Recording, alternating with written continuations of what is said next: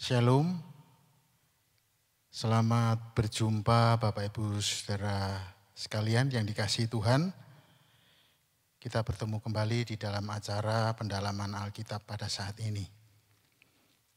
Saya akan melanjutkan apa yang sudah saya sampaikan pada hari Selasa yang lalu.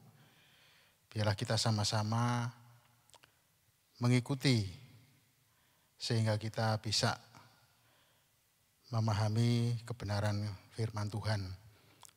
Sekalipun penuh dengan segala keterbatasan, saya akan mencoba untuk menyampaikannya sesuai dengan apa yang ada dalam tulisan Markus pasal 12 ini. Dan melalui buku yang sudah saya bawa, saya baca, biarlah ini juga boleh dibagikan kepada Bapak Ibu Saudara sekalian. Sebelum kita bersama-sama membahasnya, saya mengajak Bapak Ibu kita semua untuk berdoa. Mari kita berdoa. Bapa di dalam surga, kami mengucap syukur dan terima kasih oleh karena segala kemurahan dan kebaikan Tuhan, sehingga kami boleh dipertemukan kembali untuk bersama-sama membahas ayat-ayat Alkitab pada saat ini. Kiranya Tuhan menolong setiap kami ya Tuhan, terutama yang menyampaikan, supaya Engkau memberikan roh hikmat, akal budi, sehingga apa yang disampaikan tidak lepas, tidak keluar dari jalur kebenaran firman Tuhan.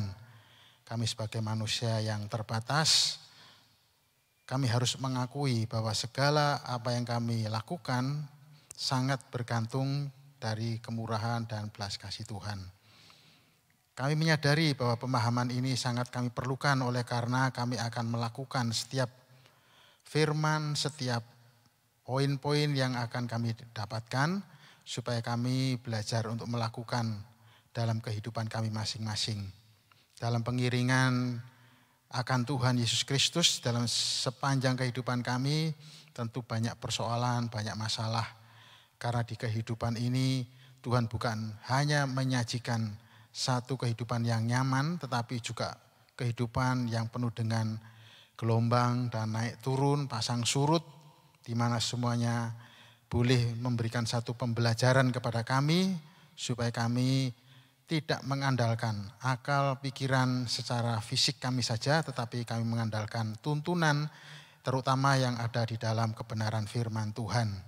Terima kasih Tuhan, Tuhan sertai pembelajaran pendalaman Alkitab pada malam hari ini dari awal sampai selesainya. Di dalam nama Tuhan Yesus Kristus kami mengucap syukur dan berdoa. Amin. Nah Bapak Ibu Saudara sekalian, seperti yang sudah saya sampaikan dan kita dengar bersama-sama pada Selasa yang lalu, kemudian pada sore harinya dilanjutkan oleh Bapak Penatua Insinyur Rindra Haryanto. Ya tentunya Bapak Ibu bisa menyimak dalam batas-batas mana saya bisa dan mampu menyampaikan, kemudian dalam batas-batas mana yang kurang sesuai ataupun tidak betul-betul sama dengan yang disampaikan oleh Bapak Penatua Insinyur Rindra Haryanto. Tentunya perlu diketahui bahwa literatur yang saya punya dan kemampuan sangat terbatas. Itu sebabnya meskipun saya sudah menyampaikan apa yang saya sampaikan, saya tetap mengikuti karena saya perlu mendapatkan hal-hal yang baru dari beliau. Nah tetapi bukan berarti saya asal saja menyampaikannya dan Bapak Ibu bisa mengecek apakah ungkapan-ungkapan yang saya sampaikan ini muncul dari pemikiran saya sendiri atau memang ini yang ada di dalam tulisan firman Tuhan.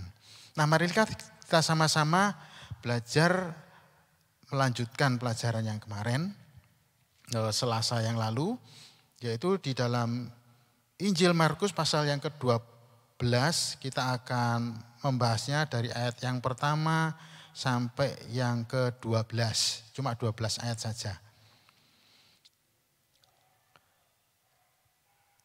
Markus 12 ayat yang pertama. Lalu Yesus mulai berbicara kepada mereka dalam perumpamaan.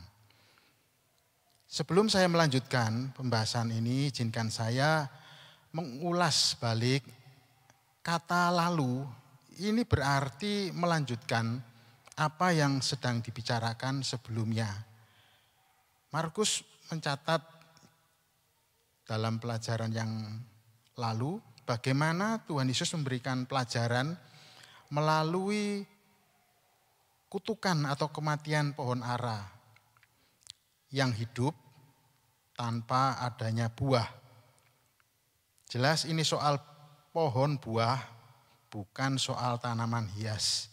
Sehingga seharusnya lah, jikalau saat-saat buah itu pada berbuah, maka pohon ini pun diharapkan juga berbuah. Ternyata pohon itu hanya mengeluarkan daun. Daun bukan tidak diperlukan, daun tetap diperlukan sebagai tanda bahwa adanya kehidupan dari pohon itu. Namun yang lebih diharapkan sebagai pohon buah, dia harus mengeluarkan buah. Kemudian bagaimana Tuhan Yesus mau mengembalikan fungsi bait Allah sebagai rumah doa yang bebas dari kecemaran yang diulas pada Selasa yang lalu. Bagaimana bait Allah ini sudah tercemar sedemikian rupa, bahkan disebutkan sebagai sarang penyamun. Memang diperlukan perhatian terhadap segala apa yang akan dipersembahkan, terutama hewan-hewan. Karena itu apa yang dijalankan oleh para pengurus pelayan bait Allah itu sebetulnya punya manfaat. Mengingat pada Maleakhi pasal 1 ayat 6 sampai 14 itu dikatakan satu teguran kepada bangsa Israel. Demikian bunyinya Maleakhi 1 ayat 6. Seorang anak menghormati bapaknya dan seorang hamba menghormati tuannya. Jika aku ini bapak, di manakah hormat yang kepadaku itu? Jika aku ini tuan, di manakah takut kepadaku itu? Firman Tuhan semesta alam kepada kamu. Hai para imam yang menghina namaku. Tetapi kamu berkata dengan cara bagaimanakah kami menghina namamu? Kamu membawa roti cemar ke atas mezbahku. Tetapi berkata dengan cara bagaimanakah kami mencemarkannya? Dengan cara menyangka meja Tuhan boleh dihinakan. Apabila kamu membawa seekor binatang buta untuk dipersembahkan, tidakkah itu jahat? Apabila kamu membawa binatang yang timpang dan sakit, tidakkah itu jahat? Cobalah menyampaikannya kepada bupatimu, apakah ia berkenan kepadamu. Apabila menyambut engkau dengan baik, firman Tuhan semesta alam. Maka sekarang, cobalah melunakkan hati Allah, supaya ia mengasihani kita. Oleh tangan kamulah hal itu terjadi. Masakan ia akan menyambut salah seorang daripadamu dengan baik, firman Tuhan semesta alam. Sekiranya ada di antara kamu yang mau menutup pintu supaya jangan kamu menyalakan api di mezbahku dengan percuma, aku tidak suka kepada kamu, firman Tuhan semesta alam. Dan aku tidak berkenan menerima persembahan dari tanganmu.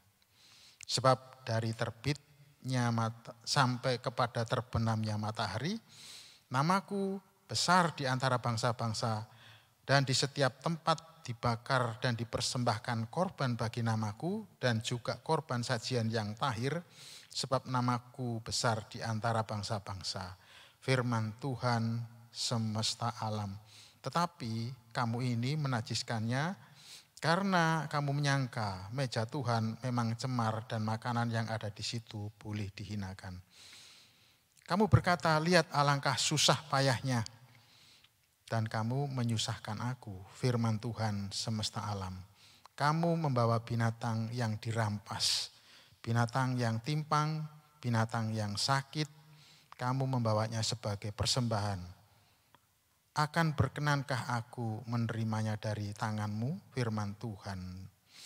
Terkutuklah penipu yang mempunyai seekor binatang jantan di antara kawanan ternaknya yang dinasarkannya, tetapi ia mempersembahkan binatang yang cacat kepada Tuhan. Sebab aku ini Raja Maha Besar, firman Tuhan semesta alam, dan namaku ditakuti di antara bangsa-bangsa. Nah, demi firman Tuhan yang keras ini, para imam-imam di Bait Allah itu tentunya punya tujuan baik. Yaitu supaya terhindar dari peringatan Tuhan yang disampaikan melalui Nabi Maleaki. Tetapi apa yang terjadi kemudian? Di sana ada penyelewengan wewenang dengan mencari keuntungan bisnis dalam hal ini. Sehingga pada Selasa yang lalu, bagaimana penyelewengan itu sampai disebutkan oleh Tuhan Yesus sebagai sarang penyamun. Sehingga bukan saja para imam-imam ini melaksanakan pengesahan terhadap hewan-hewan yang akan dipersembahkan, tetapi juga memberikan tarif yang mungkin lebih tinggi dari yang seharusnya. Kemudian dari yang terdahulu kita membahas bahwa bagaimana Tuhan Yesus mengharapkan kesaksian yang jujur terhadap diri Tuhan Yesus. Atas otoritas dan kuasa siapa Tuhan Yesus melakukan semuanya ini? Seharusnya para imam ini bisa menelusuri melalui kehadiran Yohanes Pembaptis. Karena dihadir sebagai nasir Allah sejak lahir, bahkan sejak dalam kandungan. Di dalam Injil Lukas pasal 1 ayat 13-17 itu tertulis seperti ini. Tetapi malaikat itu berkata kepadanya, jangan takut hai Zakaria, sebab doamu telah dikabulkan dan Elisabet istrimu akan melahirkan seorang anak laki-laki bagimu dan haruslah engkau menamai dia Yohanes. Engkau akan bersukacita dan bergembira, bahkan banyak orang akan bersukacita atas kelahirannya itu. Sebab ia akan besar di hadapan Tuhan dan ia tidak akan minum anggur atau minuman keras, dan ia akan penuh dengan Roh Kudus mulai dari rahim ibunya. Ia akan membuat banyak orang Israel berbalik kepada Tuhan Allah mereka, dan ia akan berjalan mendahului Tuhan dan roh dan kuasa Elia untuk membuat hati bapa-bapa berbalik kepada anak-anaknya dan hati orang-orang durhaka kepada pikiran orang-orang benar, dan dengan demikian menyiapkan bagi Tuhan suatu umat yang layak baginya. Peristiwa ini tidak terjadi di tempat yang tersembunyi, tetapi peristiwa ini terjadi di dalam Bait Allah ketika ayahnya, yaitu Zakaria, tiba gilirannya untuk memberikan pembakaran ukupan. Dan terjadi satu penglihatan yang ilahi sehingga sampai ketika keluar, Zakaria ini mengalami bisu. Bisu sekitar 9 bulan. Dan berita-berita seperti ini bukan terjadi di tempat yang tersembunyi, tetapi di wilayah kerja para imam di Bait Allah. Mengapa bisa mereka tidak menganggap hal-hal seperti ini sebagai satu hal yang penting? Mungkin bisa didukung oleh petunjuk dari Yohanes Pembaptis sendiri, dari kepastian yang dia sampaikan melalui pertanyaannya akan keraguannya terhadap Sang Mesias, yaitu Yesus Kristus. Bagaimana pada saat dia di penjara, dia mengutus kedua muridnya atau murid-muridnya untuk menjumpai Tuhan Yesus. Di dalam Matius 11 ayat 2-6 tertulis seperti ini. Di dalam penjara Yohanes mendengar tentang pekerjaan Kristus, lalu menyuruh murid-muridnya bertanya kepadanya, engkaukah yang akan datang itu? Atau haruskah kami menantikan orang lain? Yesus menjawab mereka, pergilah dan katakanlah kepada Yohanes apa yang kamu dengar dan kamu lihat. Orang buta melihat, orang lumpuh berjalan, orang kusta menjadi tahir, orang tuli mendengar, orang mati dibangkitkan, dan kepada orang miskin diberitakan kabar baik. Dan berbahagialah orang yang tidak menjadi kecewa dan menolak aku. Yohanes pernah meragukan akan Kristus oleh karena Kristus tidak seperti yang dia nubuatkan bahwa setiap pohon yang tidak berbuah akan dipotong dari akar-akarnya. Kampak sudah tersedia di bawah pohon. Nah, pada waktu Tuhan Yesus mengutuk pohon ara, Yohanes Pembaptis ini sudah meninggal. Tetapi apa yang dinubuatkan itu betul-betul terjadi melalui kutukan terhadap pohon ara. Nah, ini mau menunjukkan bagaimana segala kejadian ini. Bahwa kejadian ini sebetulnya akan menuju kepada terlaksananya segala rencana Allah. Nah, marilah kita melanjutkan ayat yang akan kita baca. Dari Injil Markus pasal yang ke-12. Adalah seorang membuka kebun anggur dan menanam pagar di sekelilingnya. Ia menggali lubang tempat memeras anggur dan mendirikan menara jaga. Kemudian ia menyewakan kebun itu kepada penggarap-penggarap lalu berangkat ke negeri lain. Dan ketika sudah tiba musimnya, ia menyuruh seorang hamba kepada penggarap-penggarap itu untuk menerima sebagian dari hasil kebun itu dari mereka. Tetapi mereka menangkap hamba itu dan memukulnya, lalu menyuruhnya pergi dengan tangan hampa. Kemudian ia menyuruh pula seorang hamba lain kepada mereka. Orang ini mereka pukul sampai luka kepalanya dan sangat mereka permalukan. Lalu ia menyuruh seorang hamba lain lagi dan orang ini mereka bunuh. Dan banyak lagi yang lain, ada yang mereka pukul dan ada yang mereka bunuh. Sekarang tinggal hanya satu orang anaknya yang kekasih. Akhirnya ia menyuruh dia kepada mereka, katanya, anakku akan mereka segani. Tetapi penggarap-penggarap itu berkata seorang kepada yang lain, ia adalah ahli waris, mari kita bunuh dia, maka warisan ini menjadi milik kita.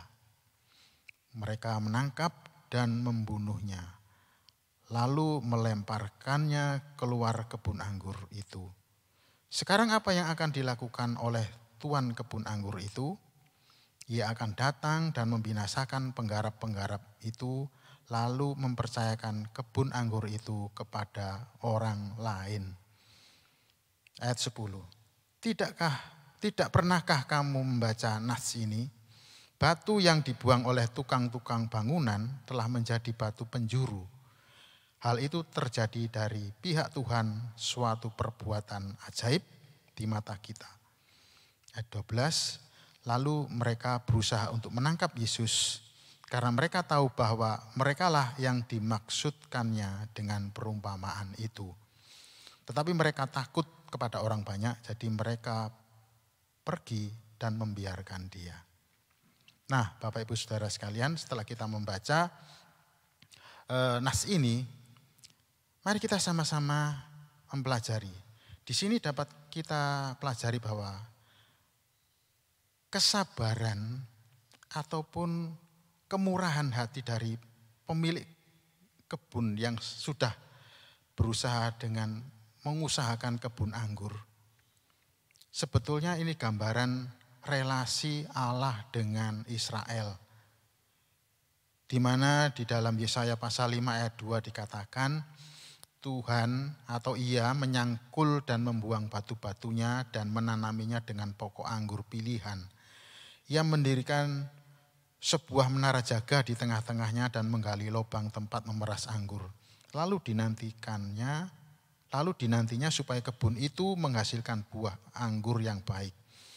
Tetapi yang dihasilkannya ialah buah anggur asam. Kalau di dalam Yesaya ini yang menjadi masalah adalah pohon anggurnya. Tetapi di dalam Markus yang menjadi masalah adalah penggarap-penggarapnya. Dan bagaimana Allah memelihara ataupun merencanakan relasi dengan bangsa Israel ini diungkapkan lewat cerita kebun anggur ini. Dan relasi itu ternyata terganggu.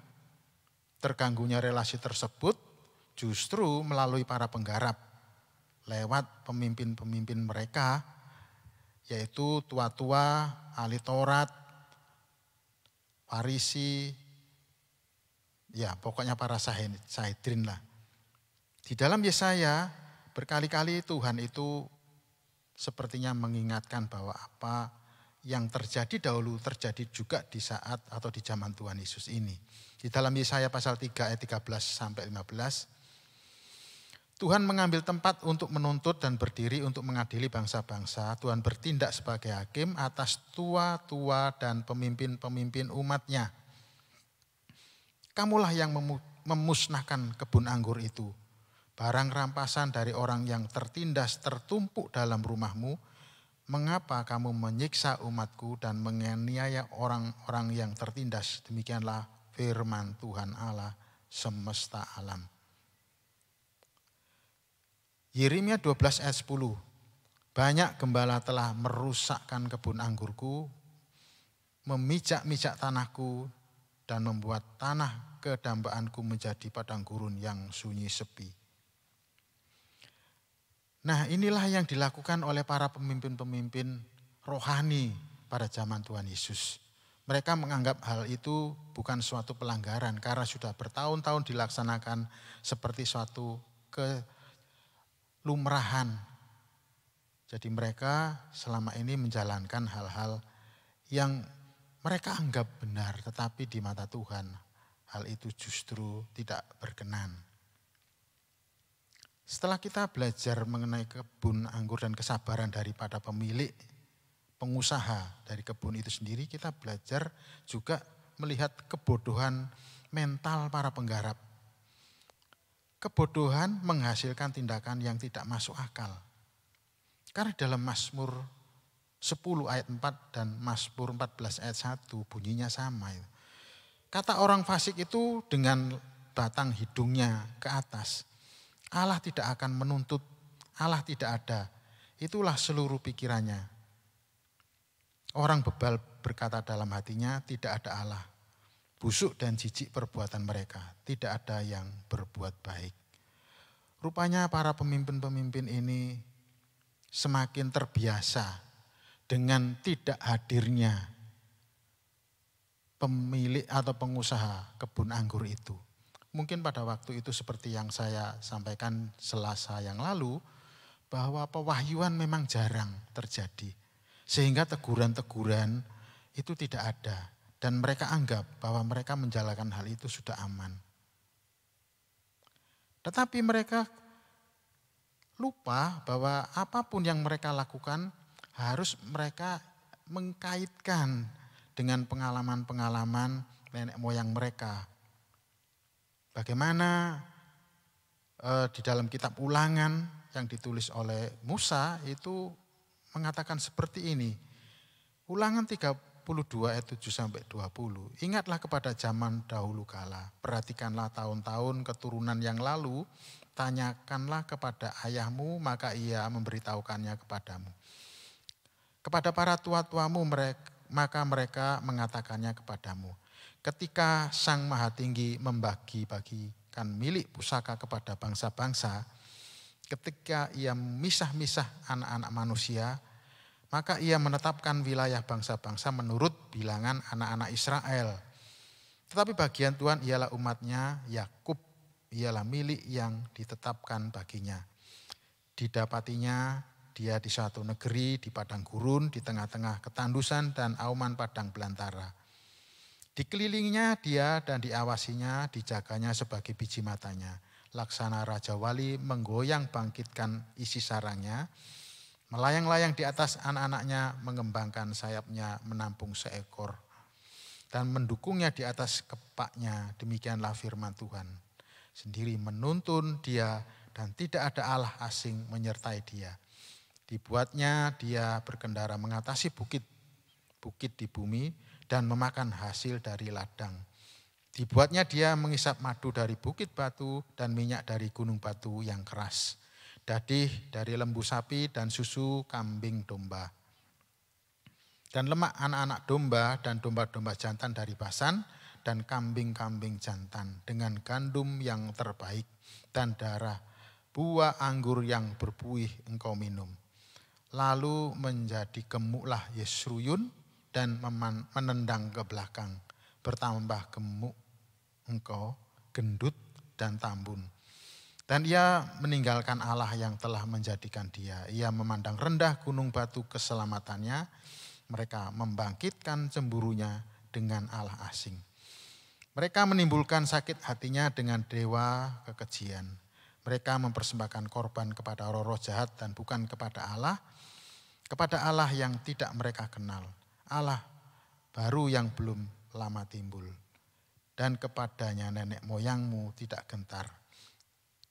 Gunung batu yang memperanakkan engkau telah kau lalaikan dan telah kau lupakan Allah yang melahirkan engkau.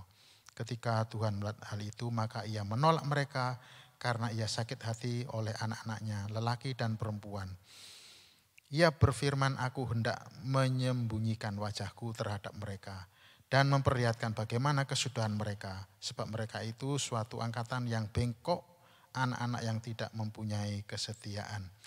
Seharusnya mereka memiliki kitab-kitab ini, para tua-tua itu, untuk mengontrol apakah pelayanan mereka itu betul-betul bersih. Karena melalui pengalaman nenek moyang mereka, karena kesalahan-kesalahan ini nenek moyang mereka dibuang ke Babil. Sepulang dari Babil melalui Nehemia dan Esra. Memang mereka tidak menyembah kepada berhala-berhala lagi. Berhala-berhala di Israel itu sudah tidak ada, sudah habis. Tetapi muncul berhala-berhala yang baru tanpa mereka waspadai. Apa itu? Yaitu berupa kenyamanan atas jabatan-jabatan yang mereka sandang saat ini. Nah, di naskah tadi kita melihat bahwa kebun yang akan diserahkan kepada orang lain. Dalam menjabarkan ini, saya diminta untuk hati-hati melalui buku panduan bahwa Allah bukan mau menolak semua bangsa Israel. Bahwa nantinya yang disebut sebagai umatnya akan terdiri dari orang-orang Yahudi dan non-Yahudi, jadi bukan cuma terdiri dari bangsa Israel saja. Atau ia mau menyerahkan kepada gereja sebagai penggarap kebun berikutnya. Mungkin ada yang berpikir bahwa setelah perjanjian lama dengan segala ritualnya dan segala kesalahannya dan melalui kutukan daripada pohon ara yang melambangkan selesainya para penggarap-penggarap itu untuk tidak dipakai lagi, kita beranggapan bahwa penggarap-penggarap berikutnya tentu adalah gereja Tuhan. Apakah betul demikian bahwa penggarap-penggarap kebun itu adalah dari pihak gereja? Jika kita menyaksikan pada saat ini seperti yang kita dengar bersama-sama pada Selasa yang lalu, ternyata pihak gereja tidak semuanya baik, bahkan tidak lebih baik daripada penggarap-penggarap yang lama. Ada gereja-gereja yang meninggikan dirinya dengan kekayaan-kekayaan yang dia dapatkan. Tentu kekayaan itu sendiri bukan suatu yang jahat, tetapi cara dan bagaimana para gereja ini untuk membanggakan. Kita menyaksikan apakah hal ini akan mengalami nasib yang sama dengan para penggarap-penggarap di dalam bait Allah itu sendiri. Mari kita ikuti pembahasan selanjutnya. Di ayat yang ke-9, saya akan mengulangi lagi, setelah gagal dari para penggarap-penggarap kebun anggur ini untuk membagikan sebagian yang mau diminta oleh pemilik kebun anggur ini, mereka malah melakukan sesuatu yang di luar akal sehat. Ayat 9 berkata seperti ini. Sekarang apa yang akan kita lakukan oleh tuan kebun anggur itu? Ia akan datang dan membinasakan penggarap-penggarap itu lalu mempercayakan kebun anggur itu kepada orang-orang lain. Nah, jelas yang tidak kita mengerti bahwa penggarap-penggarap kebun anggur yang dimaksud di sini itu siapa? Tetapi di ayat yang ke-10 berbunyi seperti ini. Tidak pernahkah kamu membaca nas ini? Batu yang dibuang oleh tukang-tukang bangunan telah menjadi batu penjuru. Hal itu terjadi dari pihak Tuhan, suatu perbuatan ajaib di mata kita. Yang menjadi kesulitan bagi saya, yang menjadi satu pertanyaan adalah kaitannya dengan apa yang ditulis oleh Lukas pasal 16. Hukum Taurat dan kitab para nabi berlaku sampai kepada zaman Yohanes. Dan sejak waktu itu kerajaan Allah diberitakan dan setiap orang menggagahinya, berebut memasukinya. Hukum Taurat dikatakan berlaku sampai pada zaman Yohanes. Tetapi apakah ritual-ritual itu juga selesai sampai batas zamannya Yohanes? Jikalau memang itu memang dikehendaki oleh Tuhan harus selesai sampai di situ, yang menjadi kesulitan bagi saya adalah beralihnya atau transisi tongkat estafet dari tradisi PL ke PB yang menurut pikiran manusia saya sendiri tidak berlangsung secara mulus. Mengapa sampai terjadi seperti itu? Mengapa tidak secara baik-baik? Memang firman Tuhan mengatakan di dalam Injil Yohanes, ia datang kepada milik kepunyaannya, tetapi milik kepunyaannya tidak menerima dia. Ini menjadi satu kesulitan. Lalu saya mulai berpikir bahwa tentu ini diakibatkan oleh adanya beda kepentingan dan pengertian antara pemimpin Israel dengan apa yang diinginkan oleh Allah. Mereka memang mengharap akan datangnya seorang Mesias, tetapi Mesias itu harus sesuai dengan kriteria mereka, para tua-tua, para Sanhedrin Israel ini. Mereka mengharapkan Mesias itu harus muncul dari sekolah kerabian mereka. Mesias harus muncul menurut cetakan dari pemikiran-pemikiran mereka. Ini yang menjadi satu kesulitan ketika Tuhan Yesus lahir, justru tidak melalui jalur ini. Ini sebuah mesin waktu, seperti mesin waktu yang berjalan maju terus, rencana Tuhan yang sedang dijalankan dan digenapi, yang tidak mungkin ditarik mundur ke belakang. Tetapi juga seperti hitungan mundur, countdown istilahnya, yang tidak bisa ditahan, di mana semua manusia hanya bisa menerima saja atas apa yang akan terjadi, atas apa yang akan sudah dirancangkan Allah sebelumnya. Sebab di dalam ayat yang 11 tadi dikatakan, hal itu terjadi dari pihak Tuhan, suatu perbuatan ajaib di mata kita. Saya selalu mengkaitkan dengan Ibrani. Di dalam Ibrani 8 ayat 4 dikatakan seperti ini. Sekiranya ia di bumi ini, maksudnya sekiranya Yesus itu terus ada di bumi ini, ia sama sekali tidak akan menjadi imam. Karena di sini di bumi ini telah ada orang-orang yang mempersembahkan persembahan menurut hukum Taurat. Jadi kehadiran Yesus itu memang tidak di jalur sana. Di dalam Ibrani 8 ayat 7, sebab sekiranya perjanjian yang pertama itu tidak bercacat, tidak akan dicari lagi tempat untuk yang kedua. Saya perhatikan, apa yang dimaksud dengan tempat kedua? Tentu ini bukan bumi tempat kita yang sekarang ini tinggali.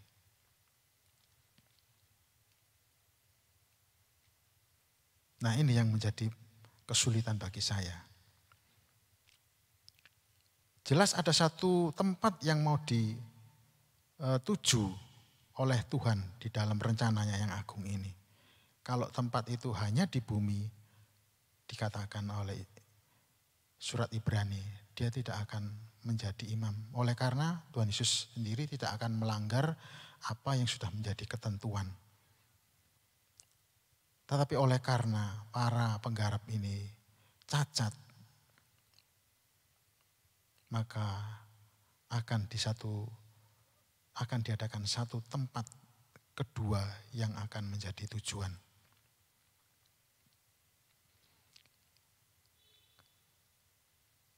Kita mengingat ya, bahwa ada orang yang mengatakan, kalau kita itu menanam gandum, semak atau ilalang itu akan tumbuh. Tapi kalau kita itu menanam semak, duri atau ilalang,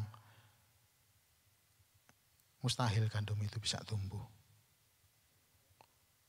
Jadi saya ingat kepada Matius pasal 13, ketika Tuhan Yesus itu didatangi atau memberikan satu penjelasan bagaimana bumi ini bisa terjadi hal-hal yang berlawanan dengan kehendak Tuhan. Matius 13 ayat 27 berbunyi seperti ini. Maka datanglah hamba-hamba Tuhan ladang itu kepadanya dan berkata, Tuhan, bukankah benih baik yang Tuhan taburkan di ladang Tuhan? Di manakah lalang itu? Dari manakah lalang itu? Ayat 37 dan 38, Tuhan Yesus menjawab katanya, orang yang menaburkan benih baik ialah anak manusia. Lalang ialah dunia. Benih yang baik itu adalah anak-anak kerajaan dan lalang anak-anak si jahat. Masalahnya kita tinggal di bumi ini, kita sebagai makhluk yang jasmani juga sebagai makhluk yang rohani. Ada satu kuasa rohani lain yang jahat yang sangat mempengaruhi. Sehingga mau tidak mau kita harus menghadapi realita perlawanan ini. Dan sekalipun Tuhan Yesus memberikan satu pembelajaran tentang pengutukan pohon ara. Dan sudah menjelaskan kepada tua-tua Israel itu bagaimana perumpamaan tentang penggarap kebun anggur ini, bahwa Allah akan membinasakan pengurus atau penggarap kebun anggur ini. Yang dimaksudkan adalah mereka sendiri. Apakah mereka bertobat? Ternyata tidak. Dan kalau kita memperhatikan atau mengikuti fakta selanjutnya, mereka tetap akan melakukan eksekusi yang jahat terhadap Tuhan Yesus. Nah, di sini sekaligus menjadi peringatan bagi kita semua. Seperti yang ditulis oleh Yohanes dalam Wahyu pasal 22 ayat 11. Barang siapa yang berbuat jahat, biarlah ia berbuat jahat. Barang siapa yang cemar, biarlah ia terus cemar, dan barang siapa yang benar, biarlah ia terus berbuat kebenaran. Barang siapa yang kudus, biarlah ia terus menguduskan dirinya. Sekarang setelah sang putra dikatakan dalam perumpamaan itu dibunuh, justru menjadi batu penjuru.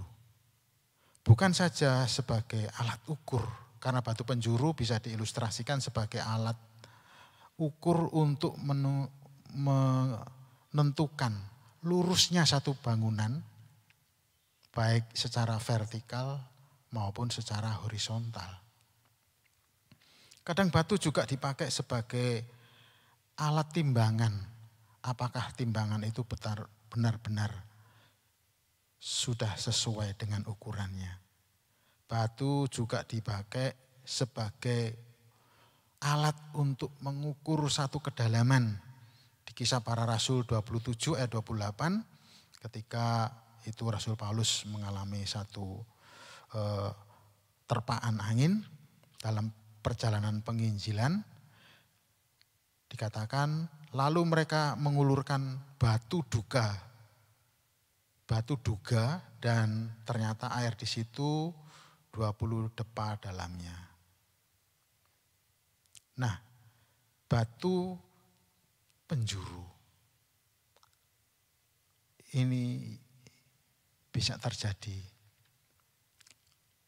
oleh karena campur tangan Allah sendiri.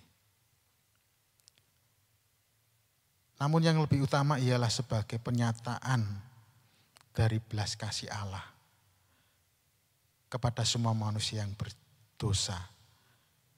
Ini suatu perbuatan ajaib di mata kita yang terjadi dari pihak Tuhan. Jelas batu penjuru ini akan banyak sekali menimbulkan atau menunjukkan ketidaklurusan hati manusia. Dan sebagai batu timbangan akan begitu dalamnya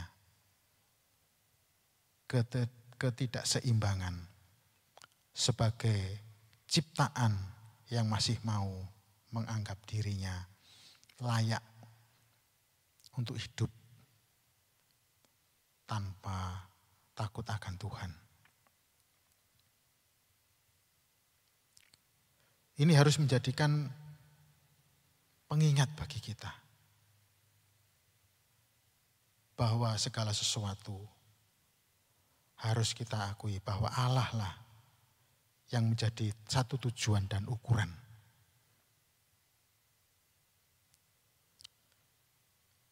Batu penjuru sebagai batu untuk penguji, sebagai batu pengukur, sebagai batu penimbang. Bagaimana kalau kita diperhadapkan kepada batu itu, pasti kita tidak akan pernah mendapatkan hal yang baik tentunya ya.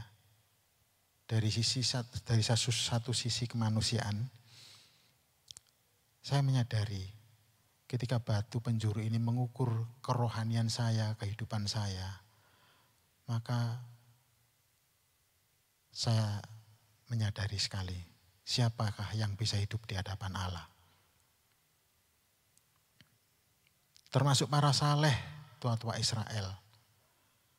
Termasuk gereja-gereja atau pengurus-pengurus gereja saat ini. Apakah sebagai penggarap-penggarap gereja itu betul-betul lebih baik?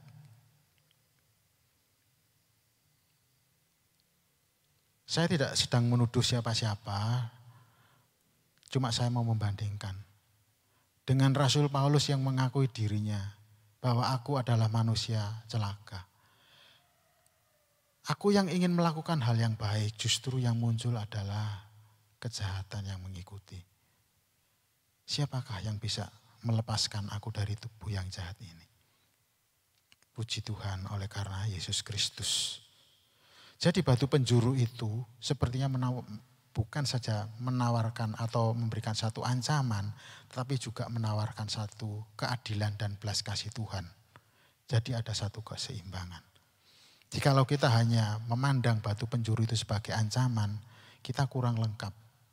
Maka kita perlu melihat dari sisi lain, batu penjuru juga sebagai alat Tuhan untuk menyatakan belas kasihannya kepada kita. Tidak semua orang, tidak semua nabi yang dibunuh oleh tua-tua Israel sejak zaman dahulu kala itu menjadi batu penjuru. Hanya Yesus Kristus, dan itu terjadi dari pihak Allah sendiri. Sehingga Yesaya pun menubuatkan di dalam Yesaya pasal 64 ayat 4. Tidak ada telinga yang mendengar dan tidak ada mata yang melihat seorang Allah yang bertindak bagi orang yang menanti-nantikan dia. Hanya engkau yang berbuat demikian. Dan ini dikutip oleh Rasul Paulus dalam 1 Korintus 2 ayat 9. Tetapi seperti ada tertulis, apa yang tidak pernah dilihat oleh mata dan tidak pernah didengar oleh telinga, dan yang tidak pernah timbul dalam hati manusia, semua yang disediakan Allah untuk mereka yang mengasihi Dia. Sekalipun para tua-tua ini mendengar jelas bahwa perumpamaan ini ditujukan kepada mereka. Seperti yang tertulis di dalam ayat yang ke-12, ayat terakhir dari Markus pasal 12 ini, dari pembahasan kita pada saat ini. Lalu mereka berusaha untuk menangkap Yesus karena mereka tahu bahwa merekalah yang dimaksudkannya dengan perumpamaan itu. Tetapi mereka takut kepada orang banyak, jadi mereka pergi dan membiarkan dia.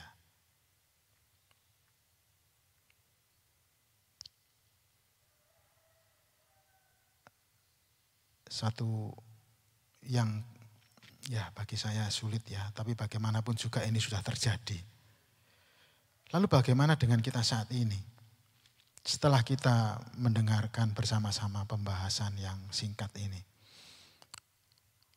Apakah kita akan membiarkan berita-berita yang memberikan anugerah keselamatan bagi kita dari batu penjuru ini? Apakah kita akan membiarkan berita ini pergi begitu saja seperti ahli-ahli Taurat dan Farisi, tua-tua Israel itu membiarkan Yesus? Seolah-olah tidak ada apa-apa, tidak ada berdampak apa-apa. Sayang, jikalau kita tidak memperhatikan bagaimana kemurahan Allah itu dinyatakan melalui batu penjuru ini. Sangat disayangkan. Jangan sampai apa yang dituliskan oleh Yohanes di Pulau Patmos dalam wahyunya itu, seperti yang tadi kita bersama-sama membacanya. Yaitu biarlah yang berbuat cemar terus berbuat cemar. Biarlah yang berbuat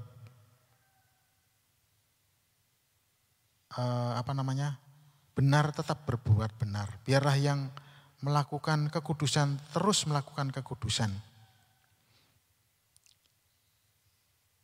Biarlah yang berbuat jahat, biarlah terus berbuat jahat. Kalau kita dibiarkan seperti itu,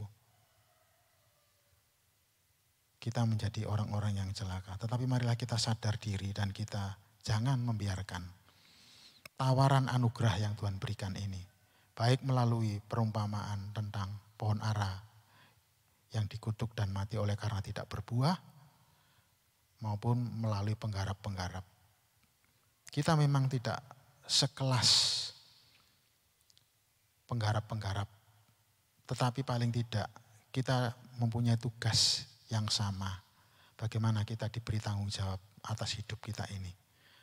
Mungkin sebagai kepala rumah tangga, sebagai ibu rumah tangga, sebagai anak yang harus menunjukkan sikap-sikap yang benar.